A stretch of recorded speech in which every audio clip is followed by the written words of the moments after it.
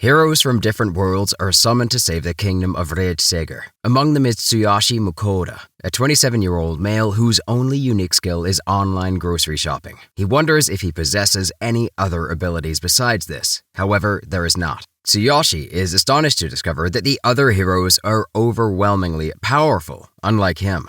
The guard informs Tsuyoshi Mukoda that since he had been summoned, he must meet with the king. During the meeting, the king explains that the Demon King occasionally invades the kingdom of Reitseger and requests that the heroes lend their skills to protect the kingdom's peace. The other three heroes eagerly express their willingness to fight. However, Mukoda stands up and tells the king that he doesn't believe he qualifies as a hero and that he might only cause trouble if he stays. He adds that he's not interested in being a hero. He is given 20 gold to quietly disappear. As he walks through the market, people regard him with curious looks, making him feel out of place. To avoid drawing attention, he enters a shop, changes into less conspicuous clothes, and rents a room to stay in. Once settled in bed, he reflects on his situation with relief, feeling grateful that he didn't end up becoming a hero. Mukoda finds the royal family somewhat suspicious, noting their opulent lifestyle with a hint of mistrust. He reminds himself not to stay in the country for too long. Curious about his own abilities, he opens his status screen and is thrilled to see something he had only read about in manga and novels come to life. As he reviews the information about himself, he attempts to use his online grocery skill, but it doesn't seem to work. Undeterred, he clicks on the Appraise Item box, and to his surprise, a new interface for a grocery shopping website appears before him. He adds items to his cart, but gets a notification that he doesn't have enough balance. He tries putting a coin through the screen and it surprisingly works. The screen disappears and a box appears next to him. Shocked by how quickly it arrived, he opens a box and eats the snack he bought. He decides to leave the country and use his skill to earn money. Later, two kids tell him about a town called Kiels, near the border of the kingdom. He finds a carriage heading there and manages to hitch a ride. The driver informs him that he's lucky to have secured the last available seat. Mukoda strikes up a conversation with the merchant sitting next to him, inquiring about what he plans to sell. The merchant reveals that he will be selling soap, a luxury item. Curious, Mukoda asks if the merchant has an item box skill. The merchant responds that only 1 in 1,000 people possess that skill. Mukoda then asks about the appraisal skill. The merchant explains that it's a dream for many merchants to experience it at least once, but it's usually only available to heroes from other worlds. The merchant then asks if Mukoda wasn't aware of this already. To avoid raising any suspicions, Mukoda laughs it off. The merchant then asks Mukoda why he's traveling to Kiels. Mukoda explains that he plans to cross the border into the neighboring country. The merchant leans in and whispers that this is a wise move, as trouble is brewing in the kingdom of Reitseger, and there are rumors that the country might soon close its borders. Mukoda is shocked by this information.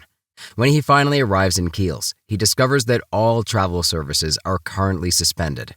At a restaurant, Mukoda asks why travel services are suspended. A man explains that if the population drops, there will be fewer soldiers available, and the higher-ups in the kingdom are trying to incite conflicts everywhere. He advises Mukoda to leave as soon as possible. Mukoda heads to the Adventurer Guild to hire escorts. He informs the woman at the administration desk that all the carriages have stopped and he plans to travel to the kingdom of Venan on foot. She tells him that given the length of the journey, he should offer a reward of at least 8 gold coins. Although he finds this quite pricey, he eventually agrees. Mukoda decides to part ways with Reitseger and hires Veana and his Iron Will adventurers to escort him to the neighboring kingdom of Venan. Mukoda provides food using his skill and prepares meals using a modern camping stove. The adventurers are amazed at how delicious the food is. As they continue their journey, they are attacked by large flying insects, but they manage to fight them off. Ramon provokes an agitated red boar to come their way so they can deal with it. They quickly cut its meat into pieces and plan to sell the hide and fangs for a good price. Mukoda offers to sell the items in his item box, and Veana agrees that this will be helpful. Later, Mukoda begins preparing dinner and asks the adventurers not to watch him while he cooks, as it makes him uncomfortable. Respecting his request, they turn away. In truth, Mukoda doesn't want them to see him using ingredients from his online grocery. After finishing, he serves the meal. The adventurers are impressed and ask if they can get a refill. One night, Mukoda's cooking attracts a Fenrir, a legendary wolf monster, who approaches with an air of intimidation. The Fenrir demands to taste the food. After devouring the first meal, the Fenrir still wants more, prompting Mukoda to prepare additional dishes. Impressed by Makota's cooking, the Fenrir insists on becoming Makota's contracted familiar in exchange for 3 meals a day. With no other option, Makota agrees. The Fenrir instructs him to get closer and rests its forehead against Makota's, forming the contract. As Makota calculates the cost of feeding his new Fenrir companion, he realizes he urgently needs to find employment. Makota names the Fenrir Fel. Verna warns him that entering Vinen will be challenging because Fenrir are legendary monsters and will undoubtedly attract attention. He explains that even if they manage to enter, the higher-ups in Vinen will likely be all over Makota due to his contract with the Fenrir. This concerns Makota, as he left the kingdom of Reitseger specifically to avoid such complications. Fel reassures him not to worry and promises to handle any issues that arise. As Makota prepares to make lunch, he realizes they've run out of meat. Fel insists on having meat, and in response, Makota urges him to go hunting. Fel agrees. Everyone is impressed by how Makota manages to give orders to a Fenrir, demonstrating his unique control over their legendary beast. Fel returns with a rockbird, a B-rank monster. Makota cooks lunch and serves it to everyone. As they reach the border of the kingdom of Vinen, Makota notices a large number of soldiers gathering. Verna explains that the heavy military presence is due to the Fenrir, and he offers to speak with them to clarify the situation. Fel indeed attracts attention at the border. The soldiers ask him to confirm that he will not cause any harm. Fel assures them that as long as they do not threaten him or his group, he will not take any hostile actions. With this assurance, the soldiers allow them to enter Vinen, recognizing the validity of Makota's familiar contract with Fel. The group is asked to present their guild cards. Makota, lacking one, is required to pay 5 silver coins instead. Verna warns Makota that it's only a matter of time before the king hears about him, which makes Makota consider his options. This prompts him to think of a plan. He decides to travel around the world, using his skills with online groceries to make money along the way. Makota decides to register with the Merchants Guild, intending to use his online grocery skills to become a traveling trader. He receives an invitation to meet Margrave Lindel, but declines the offer. Fel steps in, informing the man that Makota prefers not to meet the Lord at this time. His escorts ask him to sign a document marking the end of their services. They thank him for the journey and the delicious meals he provided throughout the trip. Later, Makota proceeds to register as an Iron Rank merchant, which permits him to operate a mobile trading stall between cities. This status enables him to travel freely and trade across various locations.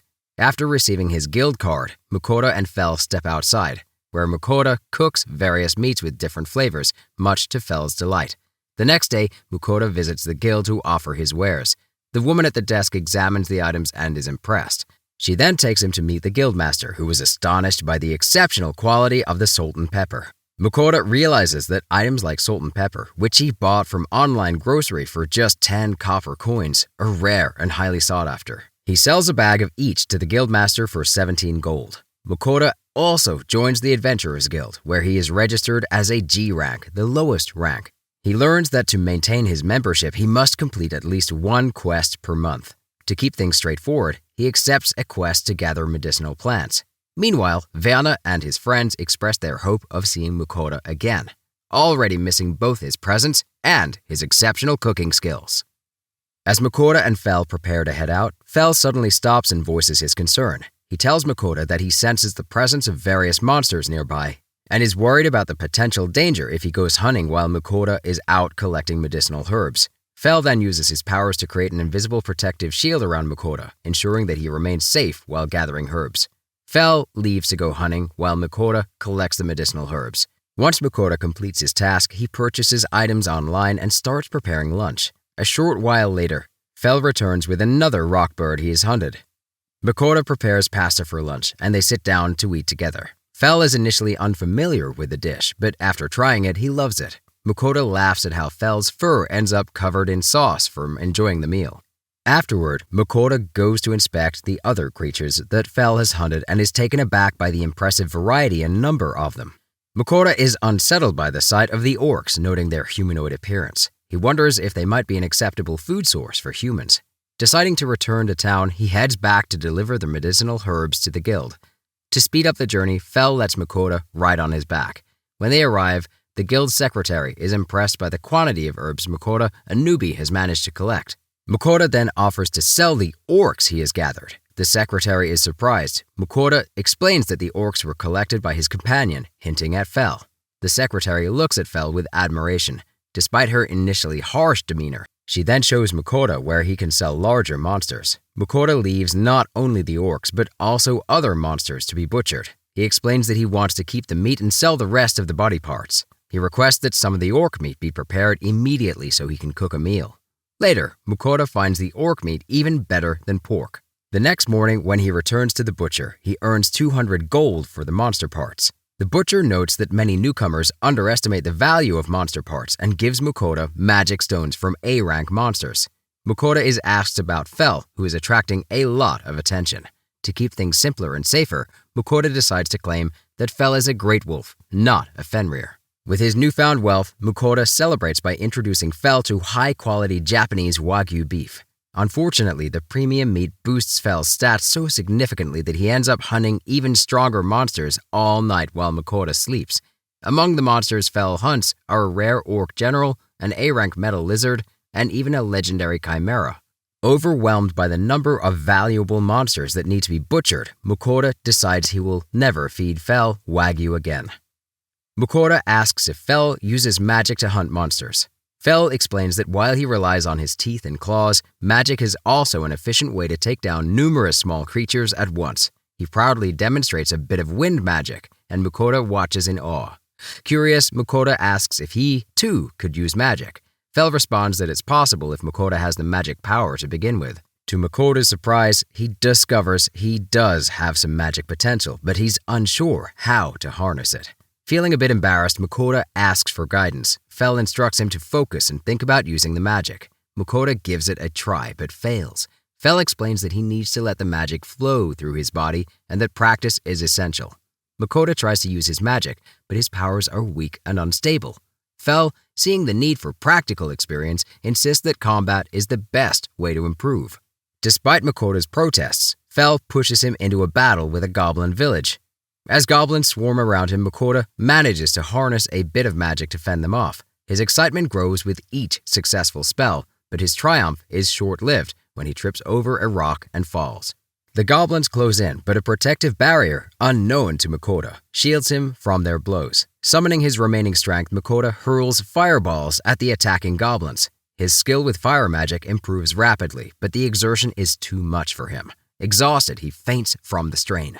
Fel steps in to rescue him. After the battle, Fel acknowledges Makoto's efforts and rewards him by hunting down a goblin king.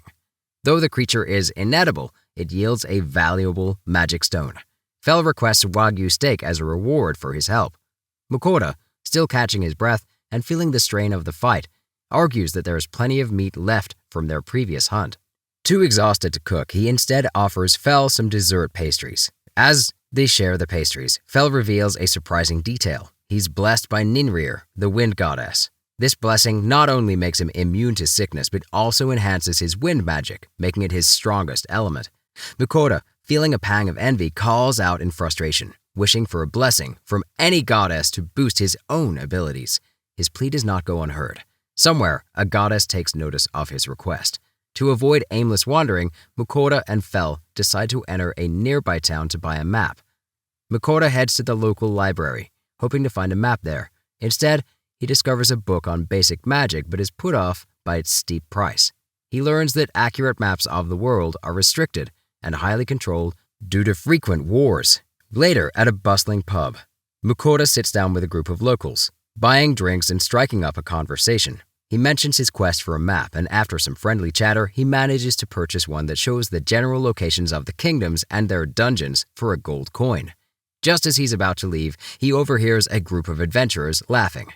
Curious, Makoto learns from them that he's been swindled.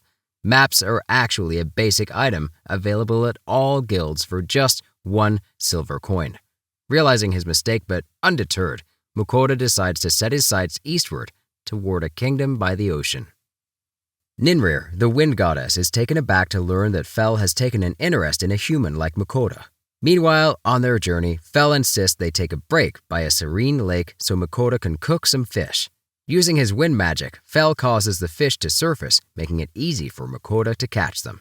Makoto wades into the water, grabbing a few fish with his hands. Among them, he finds a particularly large fish and decides to keep it aside for Fel. Fel then advises Makoto to catch a fish from the poison lake, known for its toxic but unique flavor. Makoto complies and catches one, but hesitates when he sees its unsettling appearance. Unable to bring himself to handle the poisonous fish, he decides to throw it back into the water. Fel and Makoto work on igniting a fire. Makoto shops online for items they need. He cleans and cooks the fish they caught. When they sit down to eat, both are amazed by the delicious taste of the fish. Makoto enters a slime monster and quickly notices its unique ability to eat anything. To his relief, the slime helps out by devouring the package from his online orders. Fel explains that the slime seems to have taken a liking to Makoto, which for such a simple creature means forming a contract. Makoto decides to name his new familiar Sui. Makoto feeds Sui real food and becomes a valuable companion. The next morning, Sui and Fel wake Makoto up. Fel informs him that Ninrir has sent a revelation. She will grant Makoto her blessing, enhancing his magic and resistance to injury, in exchange for an offering of sweets once a week. Makoto quickly prepares an offering of sweet buns and presents them to Fel. With the offering made, he receives Ninrir's blessing, feeling a surge of newfound power and protection. Ninrir devours the sweet buns eagerly and soon begins sending Makoto revelations every few days, each one listing the types of sweets that she craves. When Makoto tries to stick to their original deal of one offering per week, Ninrir throws tantrums, making her demands clear. Despite receiving the blessing, Fel is disappointed with Makoto's slow progress in combat magic. To address this, he takes Makoto to a special area designed to accelerate magical training and improve his abilities rapidly. Fel and Makoto arrive at a cave, and Makoto, puzzled, asks what they're doing there. Fel explains that this isn't just a normal cave, it's a dungeon. Dungeons often appear in areas rich with mana, and they're here to help Makoto gain experience. Just as his fire magic improved with real battle experience, his earth magic needs similar practice. Makoto hesitantly tiptoes toward the dungeon entrance, but Fel gives him a gentle push, sending him inside. Overwhelmed and scared, Makoto rushes back out, insisting that he can't handle it. Fel, however, reassures him, explaining that he's already checked the dungeon and that it's safe. He insists that Makoto needs to face this challenge to improve. Makoto prepares for his dungeon venture by eating Japanese ingredients to gain temporary status boosts. Equipped with his sword, he cautiously steps into the cave. Inside, Makoto quickly discovers that Sui is a valuable combat asset, using strong acid bullets to support him. Despite this, when attacked by a group of kobolds, Makoto's fear overwhelms him and he starts running.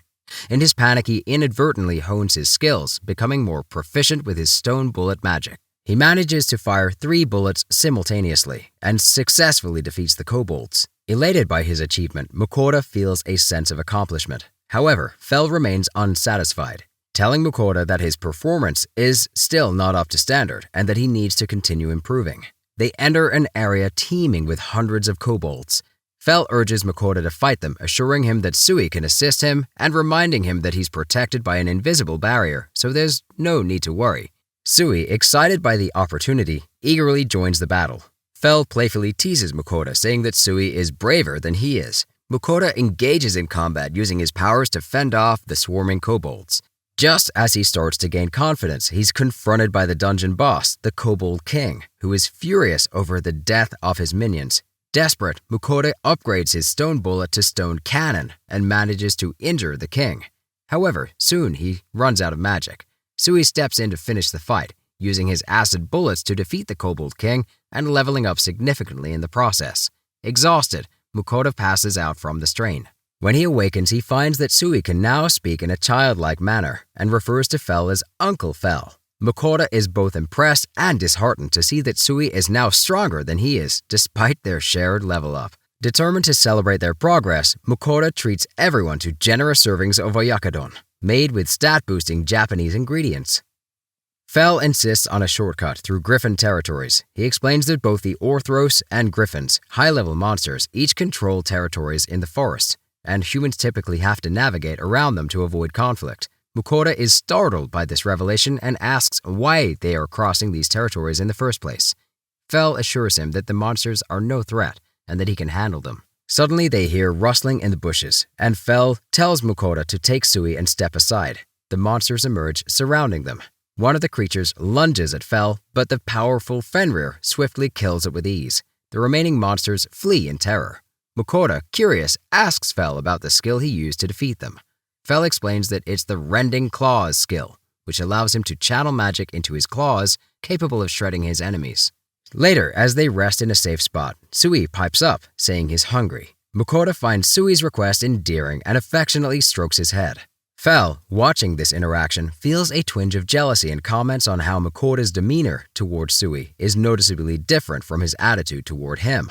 Makoto cooks serpent meat repeatedly until he's utterly exhausted, only to realize that Fel and Sui have devoured everything, including his portion.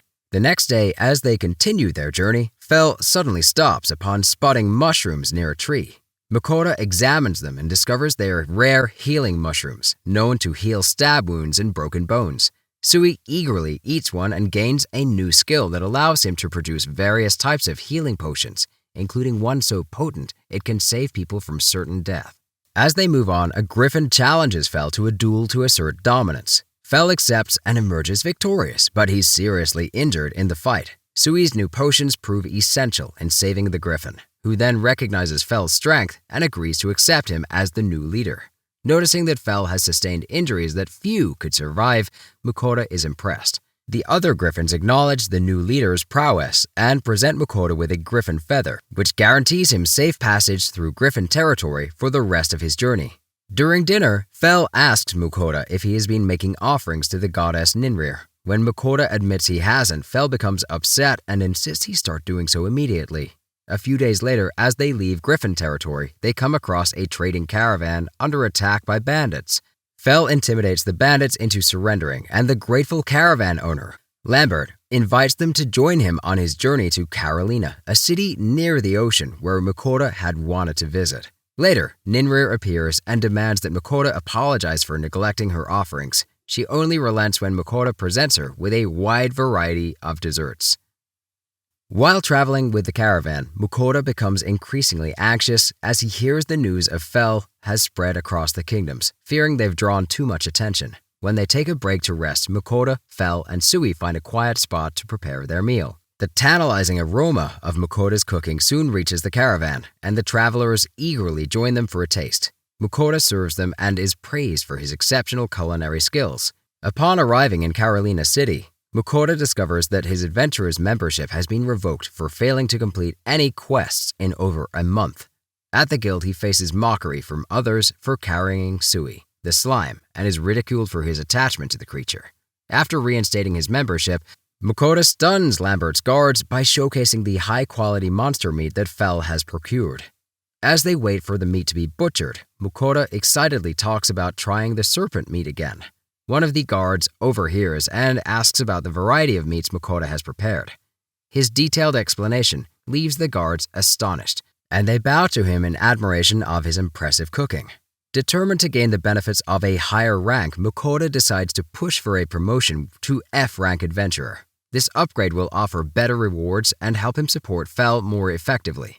He is reluctantly pushed into accepting a quest to fight goblins to start advancing his rank. The quest involves hunting down 3 goblins, earning 3 silver coins and 3 points. Sui quickly takes out the goblins and Fel instructs Makoto to collect their ears as proof of completion for the guild. Though Makoto is disturbed by the task, he completes it, feeling unsettled by the grisly nature of the proof. As more goblins approach, Makoto's fear grows. Sui then takes out an entire goblin village, and Makoto gathers the ears as required.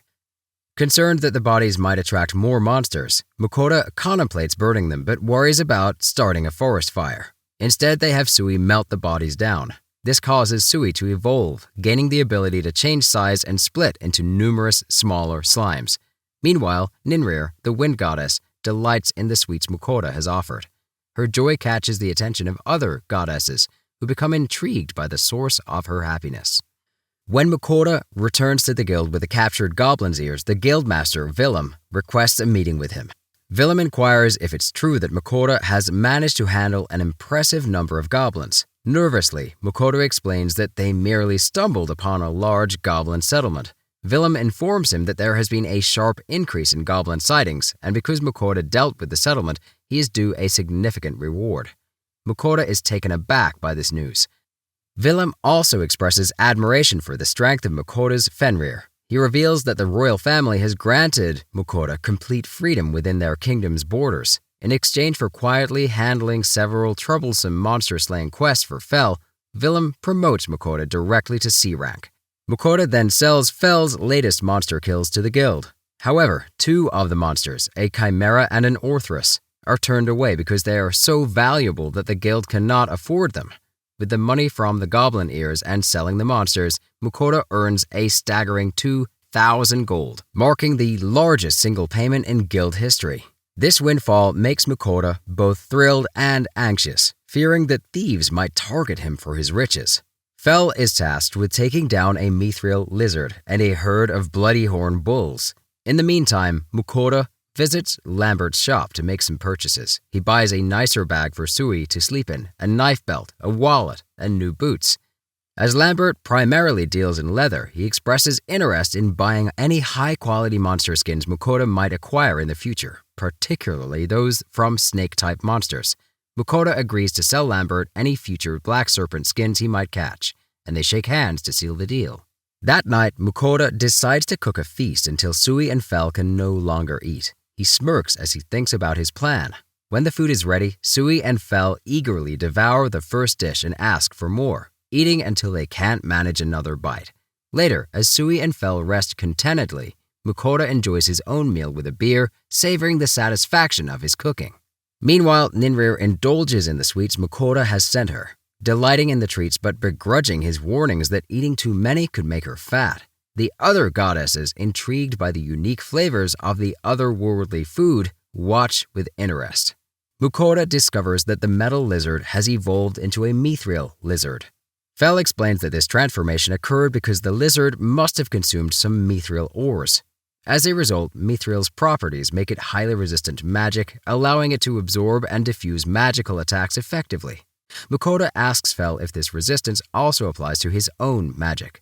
Fel reassures him that it doesn't, and then demonstrates this by using his wind magic to strike the mithril lizard, dispatching it with ease. Mukoda excitedly collects the mithril lizard and picks up some mithril ores, envisioning the potential for crafting a mithril knife or sword. He also realizes that mithril would make an excellent armor due to its ability to diffuse magic. Fel, however, becomes irritated and tells Mukoda that no matter how good the armor is, nothing can surpass the strength of the barrier he can cast.